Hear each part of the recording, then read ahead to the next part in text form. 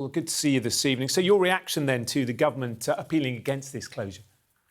It's a deeply disappointing move by the government. I mean, the Home Office have treated our community with contempt since the very start of this process, since the hotel reopened earlier this year. The council continually putting concerns about an all-male processing centre going in on the edge of a community very close to a school. We've tried diplomatic and democratic routes. So we looked at this different route, which was successful in the High Court, which was taking legal action against the hotel owner with an interim injunction, which we were so pleased to see was successful because ultimately the owner was operating without the appropriate planning permissions.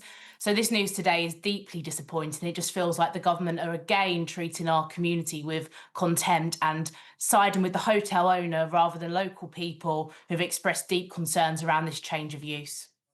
Yeah, but of course the government are saying today that they essentially want exactly the same thing that you want. They want all these asylum hotels to be closed. They want them all gone, but they want to do it in a managed, responsible way to stop chaotic scenes taking place around the country. I appreciate the government has a huge challenge with the illegal immigration crisis. And obviously, they need to be able to process these applications. What I would say that the hotel in Epping is completely untenable. We warned the government about the many issues with the Bell Hotel and why it wasn't an appropriate site. The government keep coming back with this line, churning out the same line that we're going to close all hotels by the end of the Parliament. Well, that is 4 years away, and that is not acceptable for my community here in Epping, and indeed not acceptable for communities across the country. Where should they go, these 140 asylum seekers? So there are different solutions that the government can look at. I mean, the first thing I would say, it's not down to the local authority here in Epping Forest or local people in Epping to solve the illegal immigration crisis or come up with solutions as to where these people should be housed.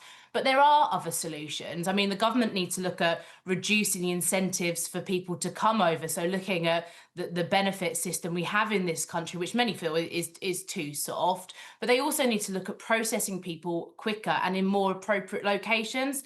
Kemi Badenoch has talked about pop-up Nightingale type immigration processing centres, which I think would be far more appropriate, particularly if they're on the edge of communities and not within the heart of communities. It should be stressed in Epping Forest. Our main objection is the fact that they are all males within this location, and we've had alleged sexual assault, alleged arson, and several other incidents related to this hotel. And local people don't feel safe. And it is unfair that local people have to pay the consequences of a broken immigration system.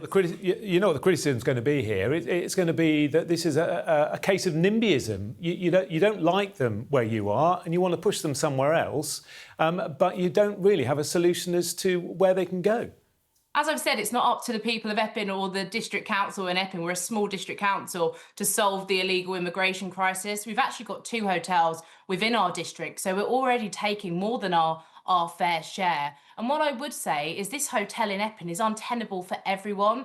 It's untenable for the community that no longer feels safe. We've had a lot of disruption from the protests as well, may I add. We've had a lot of disruption in recent weeks, but it's also unsafe for the people living within the hotel. So it's not about NIMBYism. People locally have legitimate concerns. The hotel is an entirely inappropriate location. But actually, when we go back to this court ruling, it's actually not about the asylum seekers at all or the use of it. It's the fact that the hotel is being used illegally. They do not have planning permission to operate as an asylum processing centre, and that is what the judgment was on. And ultimately, rather than trying to go against the planning system, the government should take a look at what they're doing with these hotels, which people dislike immensely, and look at a different approach. And I would say I don't think that approach is HMO. Yeah, sorry to interrupt. Is there a fear this could be seen as a victory, though, for violent protest? I mean, there is a lot of concern that this bank holiday weekend could see flare-ups all over the country.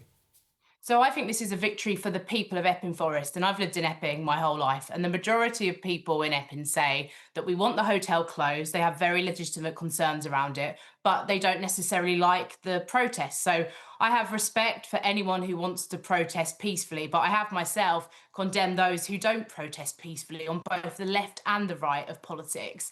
So what I would say to people is a call for calm. we won this through legal means and using democracy. So I would urge people to stay calm in this situation. But ultimately, to resolve this, the government need to get a grip of the illegal immigration crisis. They need to stop the issue at the border and actually make sure we don't have the level of people coming over. 50,000 people this year so far. This is unsustainable, and communities like mine in Epping shouldn't have to be bearing the consequences. Of course, the government would say that the backlog in cases is down. Deportations overall are up as well. Just finally, would you like to see asylum seekers able to work so that they can actually earn money while they're being processed? I think we need to look at routes of asylum, but actually what's the key point is a lot of people here are coming in illegally. So you need to look at who these people are. And this is the big concern about not knowing who are in these hotels. Obviously, once people gain asylum, if they gain asylum, you want people to be contributing to the economy. But what I would say is if there are people coming in illegally, perhaps not with legitimate means, then there needs to be action to deport them. You know, we've got huge, too much illegal immigration. I'm someone who believes that we should have a fair immigration system where we have people with the right skills in this country. But the current system where people are coming over illegally, they're living in the hotels funded by the taxpayer is just not right. And we need to look at this and solve this for good. OK, Holly Whitbread, Conservative Councillor on Epping Forest District Council. Thanks very much.